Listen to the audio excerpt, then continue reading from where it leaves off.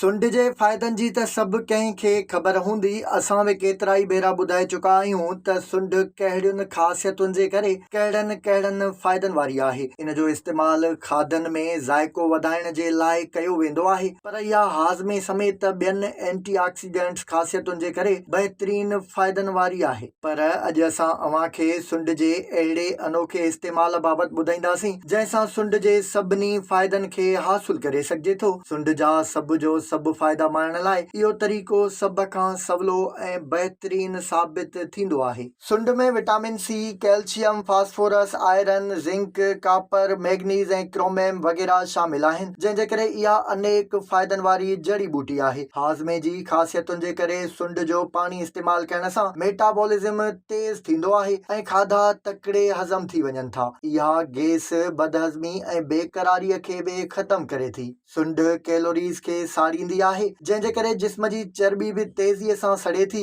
ऐं वज़न घटि थियण सां गॾु माण्हू चुस्त ऐं फुर्त रहंदो आहे। नेराने सुंड जो पाणी पीअण सां रत जी शुगर नॉर्मल रहंदी आहे। इहा शुगर जे करे पैदा थींदड़ ॿियनि मसइलनि खे बि रोके थी ऐं शुगर ते पिणु ज़ाब्तो आणे थी। सुंड जिस्म मां ज़हरीले मादनि खे ख़ारिज कंदी आहे। इन सां गॾु इहा कैंसर जहिड़े मूज़ी मर्ज़ खां बि बचाव ॾियण में मदद करे थी। जिस्म मां ज़हरीले मादनि ऐं गंदगी जी निकाली जे करे चमड़ी ऐं चहिरो साफ़ ऐं खूबसूरत नज़र अचनि था। इहा रत खे साफ़ करे मुख़्तलिफ़ एलर्जीज़ खां बि बचाईंदी आहे। सुंड खे बाहि ते साड़े उन खे ॻिचीअ ते रखी उन जे मथां कपिड़ो ॾेई छॾिजे त इहा सड़ियल सुंड गले जी सोज ऐं ॻिचीअ जो वधियल गोश्त घटाइण में बि वॾी मददगार हूंदी आहे। इन सां ॻिचीअ में इन्फेक्शन ख़तम थियनि था ऐं माण्हू चुस्त रहे थो। सुंड जे उबलियल पाणीअ जी बाफ़ वठी बि सुंड जा समूरा फ़ाइदा माणे सघिजनि था। सुंड जी ख़ुशबू ऐं ख़ासियतूं साह सां गॾिजी जिस्म में दाख़िल थींदियूं आहिनि, जेकी तमामु हाकारी नतीजा ॾियनि था।